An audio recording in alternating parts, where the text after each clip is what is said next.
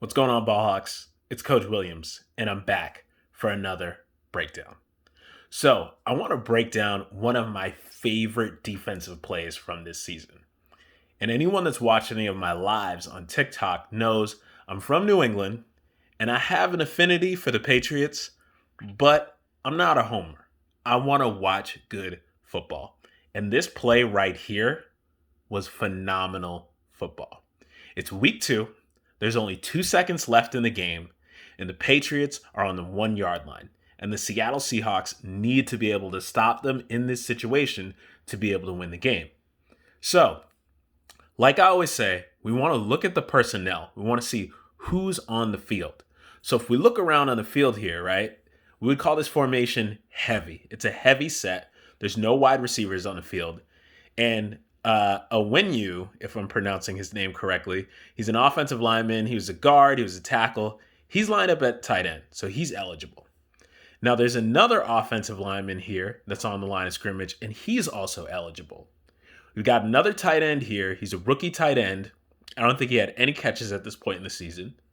We've got another tight end here, Lacoste, who's not really a big vertical threat. He's not a guy that gets the ball a lot. We got a fullback in the game here, and then Cam Newton. So when you're looking at the field, you can see there's only one playmaker on the field. So it's pretty obvious what they're going to do.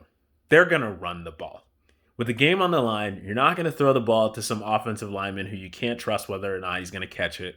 A rookie who ended up not being very good, and NFL coaches are really good at evaluating talent. I think at this point in the season, they knew that he wasn't going to be a big game threat. This guy who doesn't have a lot of red zone catches and a fullback, right? So let's watch the play as it progresses here. Okay. All right. So next thing we want to notice here is that they motion the fullback out. Okay. So his relationship to the quarterback at this point, it makes it almost 99% certain that this guy is not going to be handed the ball, right? What are you going to do? And hand it off to him from this kind of distance or whatever, that the defense is going to be able to recognize that quickly. What are you going to do? Run speed option with the fullback and come out this way? No, they're not going to do that. It's pretty obvious that something is going to happen here where Cam Newton's going to get the ball. And the defense recognizes this. So let's let the play progress. All right. So ball's been snapped. Guard pulls over here. And the fullback comes out here to kick this DB out. This right here is perfect technique.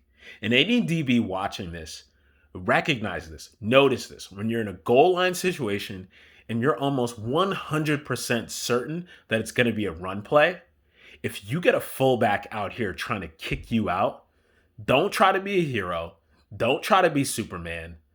Cut this guy down. Use your through technique, right? We want to aim for this guy's inside knee or thigh. Get him on the ground, right? And the reason why we want to get him on the ground is when you do that, it creates a pile. So Cam Newton's going to have to make a decision here, right?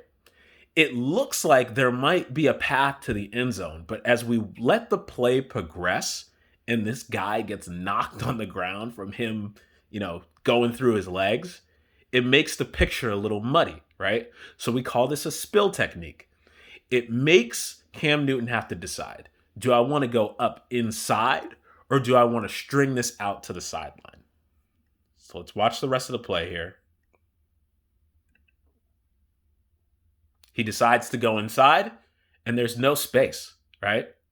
There's no space in there, okay? So let's watch it from the tight. And I want you to notice this too, right? So, if Cam Newton, the reason why the spill technique is so great is that if Cam Newton had decided to string this out and go outside, as the play progresses, there's a guy out here. Even though he's getting blocked, there's a guy out here, right?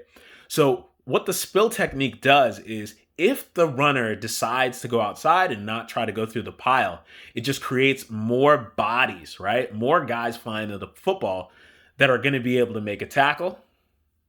And that's exactly what they do. Celebration, and the Seahawks win the game. So this is great defense. This is good team defense, right? To me, in my opinion, the MVP of this play is this DB out here. This guy out here who sacrifices his body, sees the fullback coming, cuts that guy down, and creates a pile. That's good defense. It's good team defense, and that's what we want to be able to do to win games. So as a DB, when you see that and you're in that situation, you recognize that, cut that fullback down, or it might be a pulling guard, cut that guy down. It's going to string things out, and the defense is going to be able to make a play. So this is another video from me, Coach Williams, and trust me, I will be back all off season with more breakdowns.